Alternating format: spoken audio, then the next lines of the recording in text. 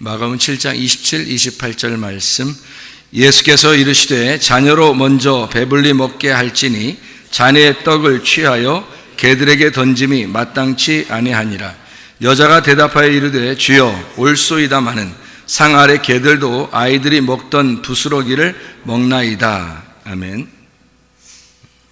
그 부자의 상에서 떨어진 그 부스러기, 그 복음을 개들도 먹지 않습니까? 그런 이야기를 했죠.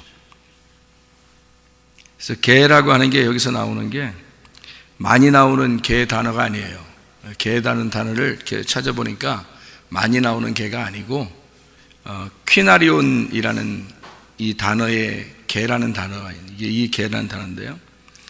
그러니까 개들도 부스러기의 복음, 부스러기의 양식을 먹고 살지 않습니까? 라고 할 때 그 개라고 하는 단어는 딱 4번이 나오는데요. 신약에서 딱 4번이 나오는데 다 여기 마가복음 7장 27, 28절에 나와 있는 말씀하고 마태복음의 15장, 마태복음 15장 26, 27절, 26, 27절 거기 가나안 여자의 믿음, 거기서 똑같은 수르보니게 여자, 이런 가나안 여자, 여기는 가나안 여자라고 되어 있어요. 이 마태복음 15장의 26절, 27절의 말씀에는, 그러니까 이렇게 4번이 나와요. 그러니까 다 누구에 대한 이야기를 썼냐면 여기 개에 대한 이야기를 쓸 때 개들도 부스러기를 먹고 살지 않습니까? 라고 할 때는 마태복음 15장 26, 27절, 마가복음 7장 27, 28절 이렇게 수르보니게 여인, 가나안 여인, 이렇게 그 여인에 대한 이야기만 딱 개라고 썼습니다.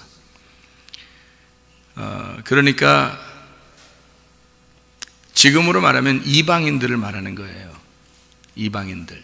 그러니까 이방인 개를 얘기할 때 이렇게 썼습니다.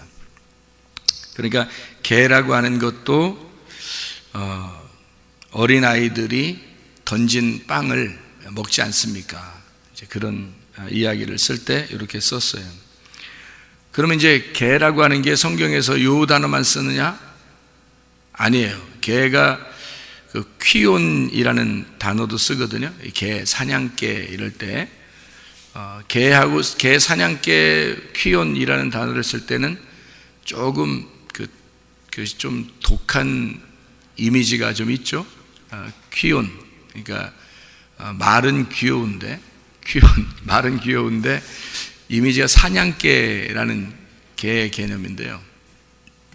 그렇게 말하면 조금 독한 이미지가 있어요. 개라고 하는 게. 그래서 개라고 하는 거를 다른 부분에서 개라고 하는 걸 어디다 개를 썼는가, 요거를 이제 우리가 한번 찾아보면 개가 특성이 어떤가를 우리가 볼 수 있는데요. 사냥개는 좀 싸납죠. 어쨌든.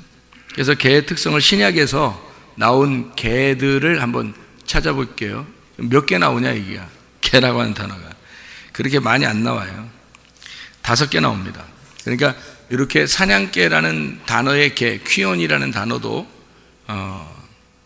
5개밖에 안 나와요. 그러니까 요 5개 나오는 성경을 한번 찾아봐요.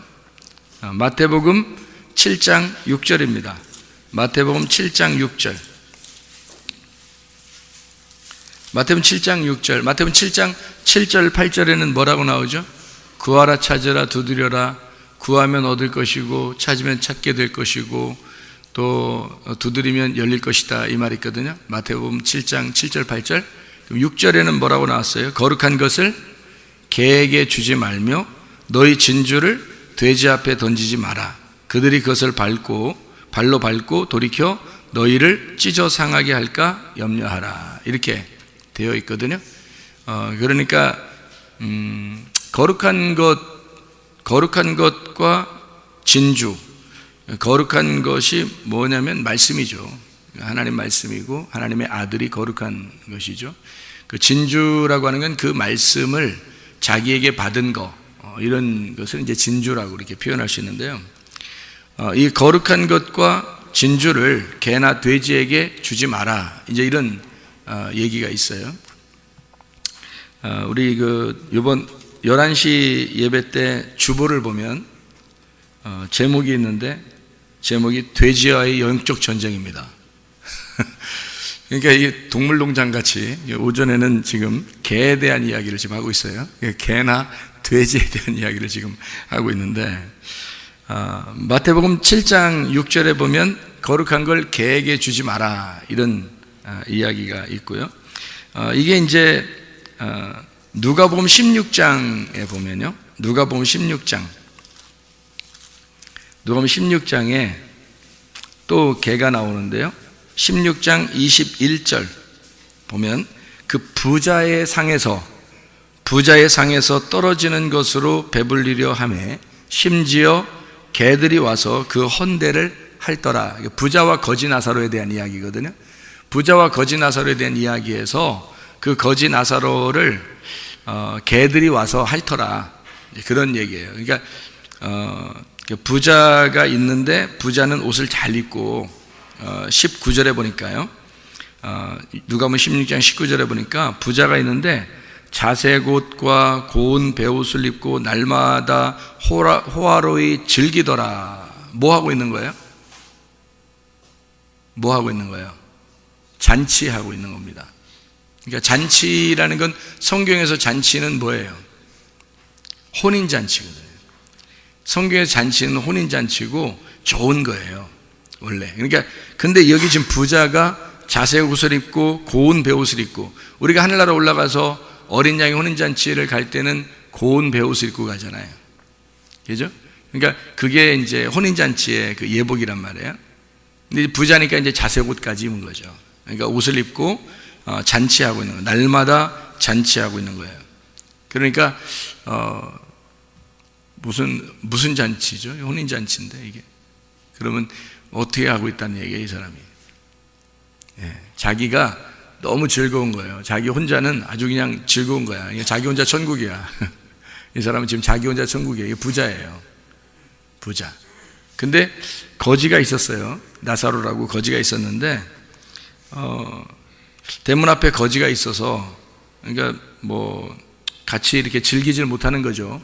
즐기지 못하는 거지가 있는데 그 거지는 개들이 와서 이렇게 핥아 그 피부를 이렇게 핥고 그러더라. 이런 얘기거든요. 누가복음 여기에 나오는 이제 개들, 이제 퀴온이라고 그렇게 이야기하는 개들입니다. 빌립보서 3장을 한번 또 봐요. 그러니까 제가 이 성경을 이렇게 쭉 찾아보는 이유가 있습니다. 빌립보서 3장 2절, 여기에도 개가 나오는데요. 빌립보서 3장 2절 말씀이요. 개들을 삼가고 행악하는 자들을 삼가고 몸을 상해하는 일을 삼가라. 개들을 삼가고 그러세요. 개 조심해라. 세 글자로 개조심. 개조심해라 그런 말이고, 베드로 후서 2장 22절, 베드로 후서, 지금 개라고 나온 걸 지금 다 찾은 겁니다. 지금 신약에 나온 걸 다 찾은 거예요. 베드로 후서 2장 22절 말씀, 2장 22절 말씀 보니까요. 참된 속담에 이르기를 개가 그 토하였던 것에 돌아가고 돼지가 씻었다가 더러운 구덩이에 도로 누웠다 하는 말이 그들에게 응하였도다. 이렇게 되어 있습니다. 그러니까 개는 토한 것을 또 먹는 자를 이제 개라고 이렇게 표현하는, 그러니까 죄를 짓고 또 짓고 속에 있는 거 소화가 안 된 거를 토해서 또 먹는 거예요. 토해서. 그러니까 소화가 안 된 거예요. 우리가 음식물을 먹으면 소화시켜서 이렇게 넘어가야 되잖아요. 근데 소화가 안 된 거예요. 말씀을 듣잖아요, 여러분. 근데 말씀 들으면 이해가 돼야 되잖아요. 이해가 돼서 가슴으로 들어가서 배로 들어가서 이렇게 이제 불순물들이 뒤에 나오고 그래서 소화가 다 돼야 되거든요. 그런데 여기서 소화가 안 된 거예요. 말씀이 소화가 안 된 거예요. 이거 토한 겁니다. 이렇게 토해서 다시 먹어요. 그게 이제 개예요. 그러니까 소화를 못 시키는 거죠. 그러니까 말씀에 대해서 소화를 못 시키는 거예요. 그게 개입니다. 그러니까 개들을 조심하라. 개조심. 개조심입니다. 개조심인데 개는 그 토하였던 것을 다시 먹는 자다. 이런 얘기예요. 그러니까 한마디로 말하면 소화가 잘 안 된다. 뭐 지금 위장병 얘기하는 거 아닙니다. 위장병 얘기하는 게 아니고 말씀에 대해서 소화가 잘 안 되는 사람, 그를 개라고 그렇게 말하는 것입니다. 안 받아들이는 거죠. 자기가 잘 안 받아들이는 겁니다. 개입니다. 그러니까 뭐 굉장히 자기는 뭐 똑똑한 척하고 난 저 말씀 못 받아 뭐 내가 생각하는 거하고 틀려 뭐 굉장히 똑똑한 척하는데 개입니다. 개 조심해야 돼요. 요한계시록 22장 15절. 요한계시록 22장 15절. 개들과 점술가들과 음행하는 자들과 살인자들과 우상 숭배자들과 및 거짓말을 좋아하며 지어내는 자는 다 성 밖에 있으리라. 개들은 천국 못 간다. 그런 말씀입니다. 여기에 나오는 이제 개들은 다 부정적인 이야기예요. 지금 금방 찾아서 읽었던 성경 구절의 이 개들은 다 부정적인 이야기입니다. 그런데 이제 수르보니게 여인이 어린아이가 던진 그 빵의 부스러기도 개들이 먹지 않습니까? 나도 그렇게 좀 구원해 주십시오 라고 이방인인 자기가 예수님에게 구원해 달라고 그럽니다. 근데 예수님이 하필 요 여자에게만, 다른 데서는 예수님이 직접 이렇게 다른 개에 대한 이야기를 사람에게 이렇게 표현하지 않는데 요 여자에게 유독 개라고 그렇게 표현을 해요. 이 여자에게. 그러면서 안 된다. 내가 줄 빵이 너에게 없다. 내 자녀들에게도 부족하다. 이런 얘기를 해요. 왜 그랬을까? 예수님이? 간단한 이야기입니다. 이게요. 근데 간단한 이야기인데 이거를 왜 그랬는지 의문을 갖지 않으면 이 성경을 이제 찾아보질 않겠죠. 그죠? 그래서 이게 왜 그랬는지 여러분이 아시려면 다니엘서 9장을 가야지 알아요. 다니엘서 9장을. 다니엘서 9장에 여러분이 이제 안 가도 제가 이렇게 다니엘서 9장을 가끔 설명을 했기 때문에 다니엘서 9장을 여러분에게 이제 간단하게 그냥 이렇게 설명을 해보면 다니엘서 이 9장이라고 하는 데가요, 예수님에 대한 예언이 나오거든요. 다니엘서 9장에. 근데 예수님에 대한 예언이 나오는데 여기에 20절부터 다니엘서 9장 20절부터 마지막 절까지 그게 이제 70일에 대한 다니엘의 그 예언이 나옵니다. 그러니까 예수님이 오시는 것을 중심으로 해서 그거를 예언하는 그 장면이에요. 다니엘이. 그러면은 여기서 이제 다니엘이 예언할 때 그 이유가 있어요. 그 누구를 위한 예언이냐, 이게 나와요. 다니엘서 9장에 누구를 위한 예언이냐, 이게. 근데 그게 20절부터 이제 쭉 읽어보면 이해가 돼요. 그 20절부터 27절까지가 있는데요. 다니엘서 9장에 20절에 보면 내가 이같이 말하여 기도하며 내 죄와 내 백성 이스라엘의 죄를 자복하고 내 하나님의 거룩한 산을 위하여, 예루살렘이죠, 시온산, 곧 내 하나님 여호와 앞에 간구할 때에, 그렇게 이야기했고요. 24절에 보면 네 백성과, 이제 응답이 오는 겁니다. 네 백성과 네 거룩한 성을 위하여, 그러니까 이스라엘 백성들하고 예루살렘 성을 위하여 71회를 71회를 기한으로 정하였나니 허물이 그치며 죄가 끝나며 죄악이 용서되며 영원한 의가 드러나며 환상과 예언이 응하며 또 지극히 거룩한 이가 기름 부음을 받으리라. 이게 이제 예수님에 대한 예언이에요. 그러니까 이게 누구를, 예수님에 대한 이야기인데 그 예수님에 대한 이야기가 누구를 위한 거냐라는 거죠. 근데 여기 분명히 20절하고 24절에 누구를 위해서 썼다 그래요. 누구를 위해서? 메시아가, 기름 부음 받은 자 그리스도가 오실 것이다 라고 얘기한 거예요. 네 백성과 예루살렘 성을 위해서 오겠다 그랬잖아요. 그러니까 이방인을 위해서 오는 게 아니란 말이에요. 그러니까 자기 백성에게 오는 거죠. 그래서 요한복음 1장에서도 예수님이 오신 것은 자기 백성에게 온 거다, 이렇게. 그 빛이 자기 백성에게, 그러니까 세상의 모든 사람을 위해서가 아니라 예수님이 오신 건요, 그 당시에는 예수님이 십자가 못 박혀 돌아가실 때까지는 자기 백성을 위해서 오셨단 말이에요. 그리고 십자가 못 박혀 돌아가시고 난 다음에는 부활하시고 온 인류를 구원하시는 거죠. 그런데 그 전에 예수님이 오셨을 때 3년 반 동안 일하시는 거 있잖아요.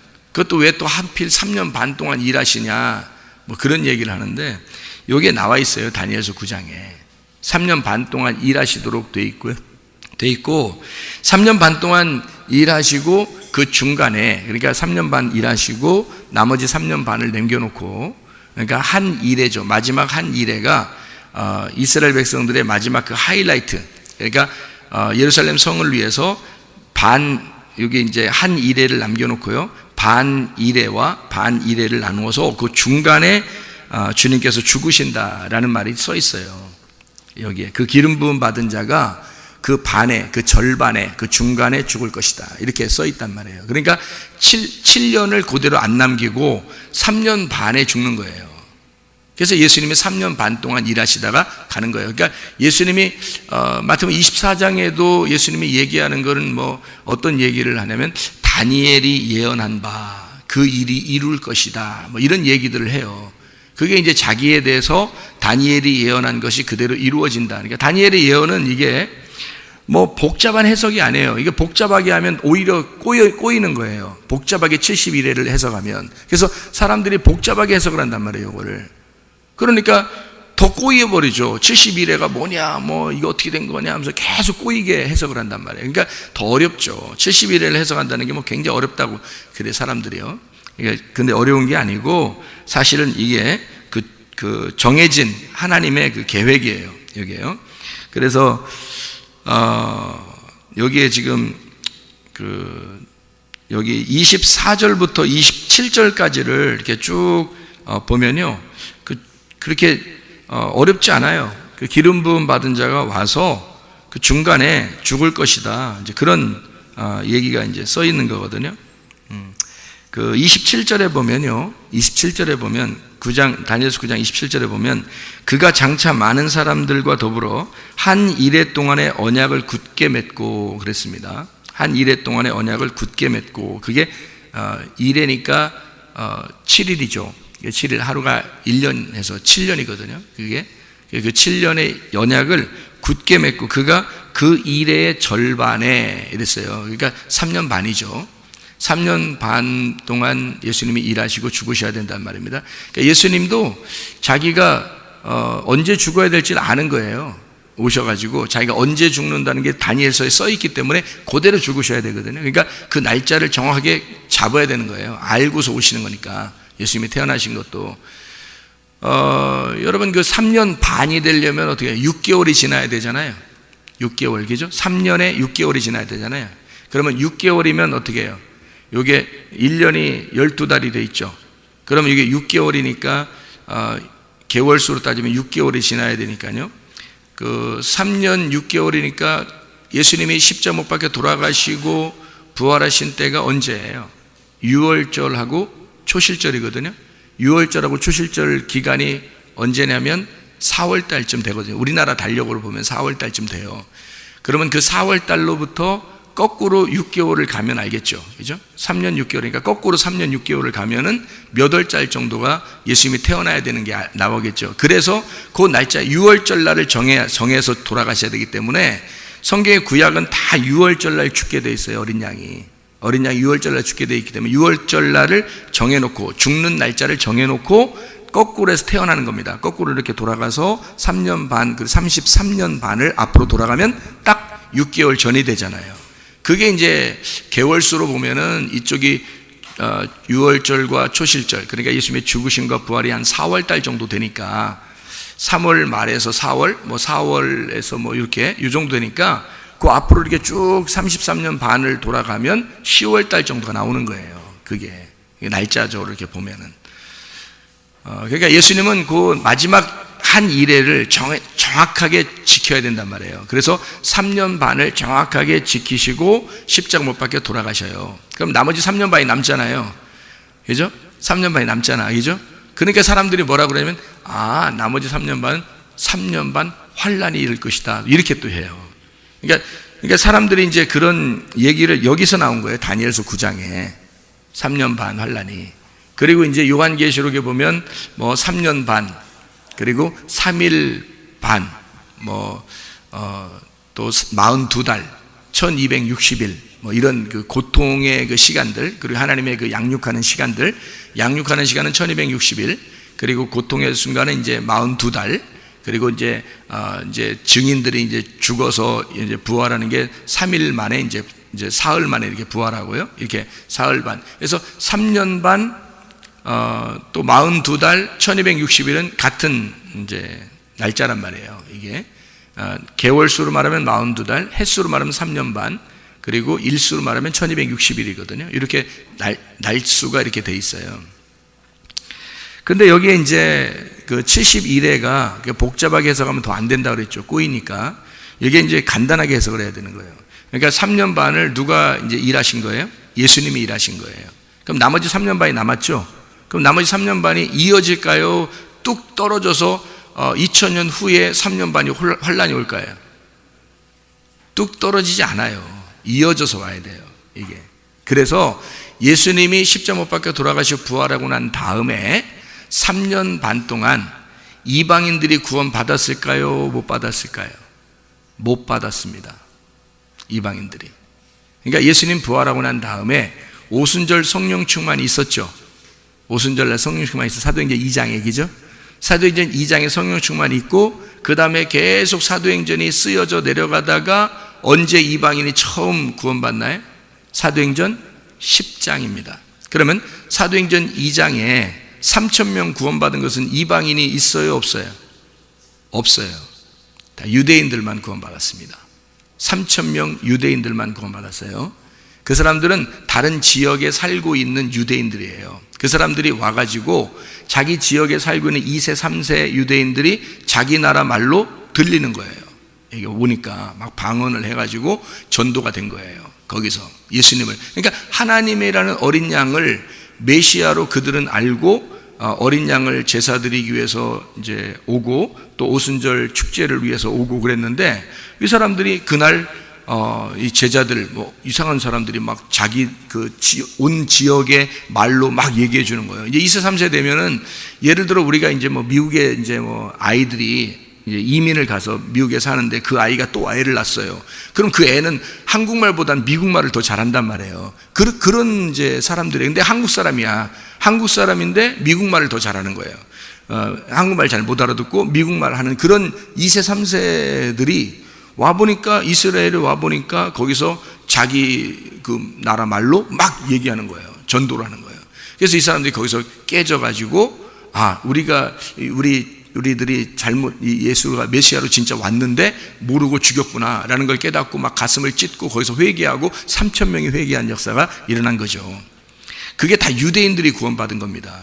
이방인 한 명도 구원 못 받았어요. 사도행전 2장이에요. 그러면 이제 그 사람들 중에서 거기에 안 온 사람이 있어요. 거기에 이제 포함되지 않은, 사도행전 2장에 포함되지 않은 사람이 있었는데, 그 나라적으로 이제 유대인들이 가 있는 나라에 있는 사람들이 와서 다 구원받아야 되거든요. 그런데 그 구원받아야 될 사람들이 다 와서 구원을 받았는데, 어느 사람이 안 왔냐면 에티오피아 사람이 구원을 못 받은 거예요. 에티오피아 사람이. 그래서 빌립은 이제, 원래 빌립이 에티오피아 사람 구원하려고 한 거 아니잖아요. 에티오피아에서 온 그 내시가 있었죠. 근데 이 사람이 왔는데 이 빌립이 구원을 하려고 한 건 아닌데, 하나님이 이 사람을 갖다가 빌립을 들어가지고 에티오피아 내시가 가는 마차에다 옆에 탁 던져놓은 거예요. 축지법으로 딱 던져놓으니까 자기가 어디 이쪽에 전도하고 있는데 갑자기 휙 나르더니 보니까 마차에 같이 가고 있는 거예요. 이 마차가 에티오피아 내시하고. 그래서 당신 누구예요? 자기 또 성경을 읽고 있네, 또 이사야서를, 이 사람이.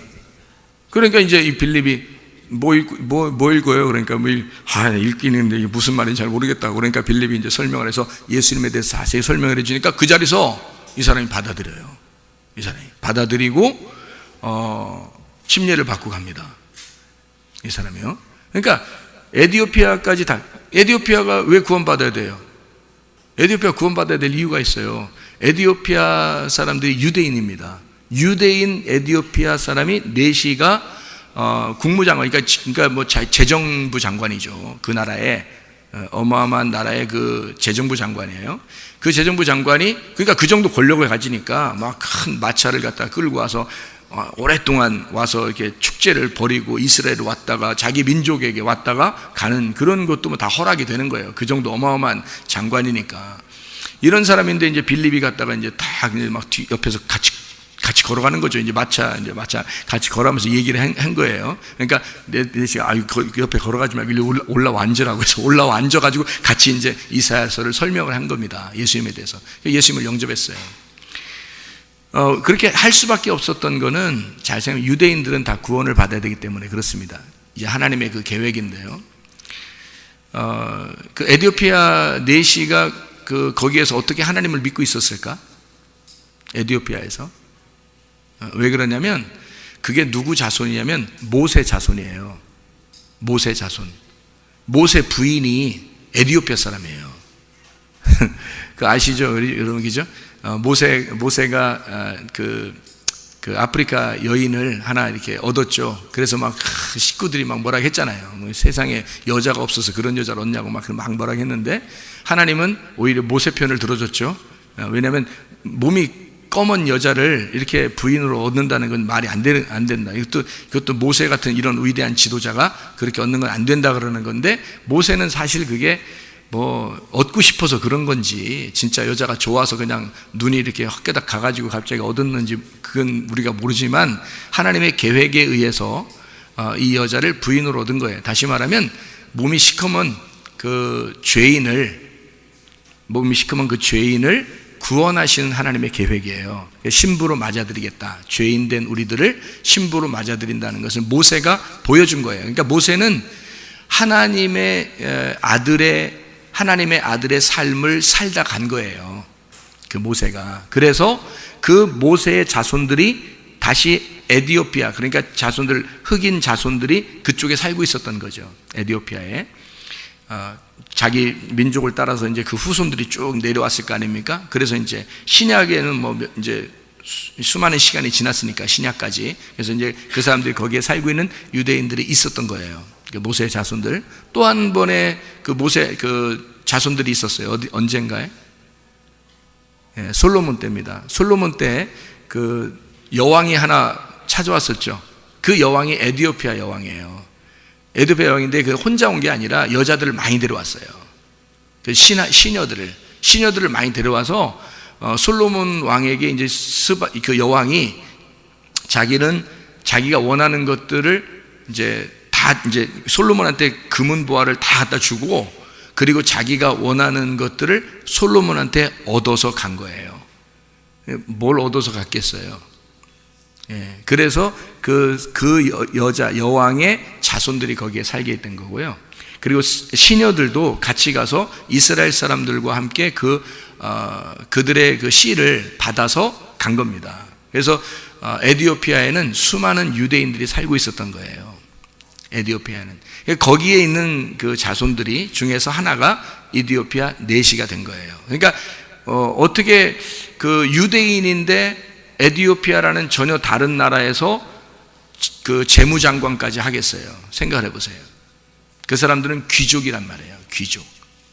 그러니까 이스라엘 나라에서 왕족과 그 결혼했던 그 에디오피아 여인들, 다시 말하면 모세의 자손, 솔로몬의 자손들, 그리고 그의 그 측근에 있는 사람들의 자손들이 거기에 살고 있었던 거예요. 그러니까 그쪽에서 스바 여왕이, 에디오피아 여왕이 자기도 얻어서 간 그런 자손들이 있기 때문에 다 귀족들이에요.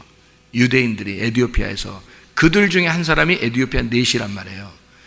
그러니까 이 사람이 구원을 받으면 에디오피아에 이제 복음이 전파되는 거죠. 그죠? 그래서 에디오피아 내시가 구원받고 다시 자기 나라로 돌아갔어요. 그래서 에디오피아에 기독교인들이 생겨난 겁니다. 많이. 기독교인들이요. 에디오피아예요. 지금도. 에디오피아에 유대인들 중에서 기독교를 믿는 자들이 굉장히 많이 생겨났어요. 그런 역사가 있습니다. 이제 그게 사도행전 2장부터 9장까지 유대인들만 구원받았어요. 계속. 그리고 사도행전 10장에 고넬료가 처음으로 이방인 구원을 받게 되죠. 그죠? 그 기간까지가 3년 반이에요. 그러니까 처음에 예수님의 그 십자가 못 박혀 돌아가시기 전에 자기의 예수님이 직접 와서 복음을 전파할 때가 3년 반. 그리고 예수님이 십자가 못 박혀 돌아가시고 부활하시고 제자들을 통해서 유대인들을 구원하는 기간이 3년 반. 그리고 처음으로 이방인이 구원받은 게 사도행전 10장 고넬료. 이제 그렇게 구원을 받아서 70일에가 완성이 돼요. 그러니까 주님의 그 70일에가 완성이 되고 성경이 완성되는 겁니다. 이게요. 그러니까 성경은 구약이든 신약이든 다 누가 쓰는 거예요? 12지파, 12제자가 쓰는 거예요. 이 성경을. 그래서 완성을 시키는 거예요. 그러니까 성경은 완성됐어요. 그러니까 이 성경이 완성됐는데 그 성경에 우리가 이제 그 성경을 우리한테 전달해 주는 거죠. 그러니까 이방인들에게. 왜냐하면 사도행전 10장 이후로부터는 사도 바울이 막 등장하잖아요. 그죠? 사도 바울이 등장해서 계속 사도 바울이 전도합니다. 그러니까 사도행전의 10장 이후로부터는 이방인들의 전도 그 시대가 열리는 거예요. 지금까지 이방인들에게 전도가 열리는 거고, 이제 마지막 이제 예수님이 재림하시려고 그런다면 마지막 이방인의 시대가 이제 거의 다 막바지에 이르고 마무리를 진단 말이에요. 이방인의 시대는 마무리 짓고 그 다음에 유대인에게 다시 이제 복음이 공이 그쪽으로 다시 이제 넘어가는 거예요. 그러면 주님이 이제 재림하신다, 뭐 이런 얘기들이 있는 거예요. 그러니까 지금은 거의 이제 뭐 이방인의 때도 여러분이 주변을 보면 알잖아요. 이방인의 때가 구원이 막 삽시간에 지금 일어나는 때인가 아닌가, 요거를 알게 되잖아요. 지금 시대가. 여러분, 지금 이런 시대에 진짜 구원받은 사람들이 필요한 거죠. 이런 시대에 진짜 구원받은 사람들. 그러니까 이런 그 진짜 구원받은 이방인의 그 교회가 지금은 필요한 거예요. 그래서 이방인의 교회에서는요, 진짜 주님을 믿는 사람들의 그 모임, 그런 교회가 지금은 이제 음부의 권세가 이기지 못하도록 하나님이 보호하실 것이다. 그런 이야기가 되는 것이죠. 자, 어쨌든 이제 개라고 하는 게 이방인에게도 복음을 전해주세요 라고 그 부스러기 복음을 받은 사람들이 이방인들인데요, 그거를 예수님 시대 때는 이방인에게 전도할 수가 없었어요. 그래서 예수님은 나는 내 자녀에게 줄 거를 개에게 줄 수가 없다, 이렇게 한 거죠. 무슨 말인지 알겠죠? 예수님이 뭐 여자가 와가지고 나 좀 구원해 주세요, 우리 딸 좀 구원해 주세요 하는데 예수님이 그렇게 막 야박하게 얘기하는 게 있었나요? 없었잖아요. 다 누구나 뭐 헐벗은 자, 가난한 자, 병든 자, 뭐 사마리 여자, 삭개오, 어떤 사람이든지 강도 만난 자, 어떤 사람이라도 다 예수님에게 오면 다 고쳐주시고 자비를 베풀고 선하게 하시는 그런 예수님이었거든요. 그런데요, 이 여자한테만 유독 개라고 표현합니다. 그 말은 네가 이방인이잖아. 나는 이방인의 때에 온 게 아니라 유대인의 때에 온 거야. 그래서 나는 내 자녀들에게 복음을 전해야 돼. 내 자녀들에게 줄 말씀을 너에게 줄 수가 없다. 내가 너를 구원할 수가 없구나, 그 말이에요. 근데 이 여자가 워낙 가만히 있질 않아요. 나 좀 살려주세요, 우리 딸 좀 살려주세요. 그 부자가 걔한테 어린아이 그 부자의 상에서 있는 어린아이가 던져주는 그런 것도 개들도 먹지 않습니까? 그러면 나한테도 줄 수 있지 않아요? 내가 지금 이방인이라 구원 못한다고 주님 그러신다면, 그러면 나 개니까 개라고 취급하세요. 나 개니까 걔한테도 던져주는 뭐가 있지 않습니까? 그럼 그거라도 던져주시면 안 되겠어요? 이렇게 말한 거잖아요. 이게 대단한 믿음이죠. 그랬더니 예수님이 이르시되, 예수님이 직접적으로 구원하지 않습니다. 예수님의 때는 예수님의 때를 딱 정해야 되잖아요. 그래서 예수님이 직접 구원하지 않아요. 뭐라 하냐면 이 말을 하였으니 돌아가라 그래요. 네가 그 말을 했으니까 돌아가라. 마가복음 7장 29절의 내용입니다. 예수께서 이르시되 이 말을 하였으니 돌아가라. 네가 말한 것이 그대로 이루어진다. 이거는 내가 줄 수 있는, 나는 원래 내가 말씀이야, 내가 믿음이고, 내가 하늘이야, 내가 치료야, 내가 구원이야. 근데 네가 나를 말했어. 그러니까 내가 너를 구원해 주는 게 아니라 네가 말한 그 말이 너를 구원할 거야. 네. 네가 말한 네 말이 너를 구원할 거야. 그게 믿음입니다. 그러니까 이거를 다른 말로 말하면 너의 믿음이 내가 주는 게 아니라 내가 너를 치료해 주는 게 아니야. 그러면 법칙이 안 맞잖아요. 이 법칙이라고 하는 건 이방인의 때는요, 이방인에게 구원이 오지만 유대인의 때, 그러니까 예수님이 자기 백성을 위해서 왔을 때는 이방인을 구원해서는 안 되는 거예요. 그 기간이 정해져 있는 약속에 따라서 말씀을 지켜야 되니까 예수님은 그래서 이스라엘을 벗어나서 일한 적이 없습니다. 이해가 되겠어요? 무슨 말인가? 다 이게 규칙을 정해놓고 하기 때문에 그런 거예요. 그래서 그 3년 반 동안 예수님은 자기 백성들만 구원하는 겁니다. 그래서 이 여자를 구원할 수가 없는 거예요. 도대체가. 백부장도 마찬가지예요. 백부장도 어떻게 자기가 예수님이 직접 구원해요? 할 수가 없죠. 그랬더니 백부장이 어떻게 하면 말씀만 하시옵소서. 제가 그냥, 저도 밑에 부하들한테 말만 해도 다 따르는데 주님 말씀만 해 주십시오. 주님이 떠보는 거예요. 내가 갈까? 이렇게. 그 떠보는 거지 뭐예요 그게. 갈까? 그러니까 말씀만 해주세요. 그러니까 네 믿음이, 네가 믿는 거 그것이 너의 아들을 구원한다. 그렇게 얘기하잖아요. 그러니까 예수님은 이방인들을 구원할 때는요, 자기가 직접 안 합니다. 그 사람의 말이 구원하도록 만들어요. 그 사람이 말한 게. 그러니까 다시 말하면 네 믿음이 너를 구원하는 거야. 그래서 여기서 이 말을 하였으니 돌아가라. 귀신이 내 딸에게서 나갔느니라. 네가 말했으니까 그 말이 진리야. 예수가 내가 진리니까, 내가 천국이니까, 내가 치료니까, 내가 거룩한 영이니까 네가 그걸 말했어. 그러면 그 전에 귀신은 왜 들어왔다는 얘기야? 그 말 하기 전에 귀신이 왜 들어왔다는 얘기야? 그 말을 하는 반대를 얘기하고 있었던 거죠. 그 얘기의 반대를 말하고 있었던 거예요. 그러니까 귀신은 뭐에서 들어온 거라고요? 더러운 말에서 들어온 거라고요. 더러운 말에서. 그러니까 예수를 말한 게 아니라 다른 말을 한 거죠. 다른 말을 하니까 귀신이 들어와 있던 거야. 그런데 그거를 예수를 말하니까 귀신이 떠나는 거야. 여기서 말하는데 저쪽에 집에 있는 딸의 귀신이 떠나는 거야. 여기서 말하는데. 왜냐하면 거룩한 말을 하니까, 믿음의 말을 하니까. 믿음의 말은 그 말 자체가 역사해 버린단 말이에요. 예수님이 직접 안 가도 그 말이 가서 역사하는 거예요. 지금 여러분, 예수님이 지금 여기에 와 계셔요? 안 계셔요?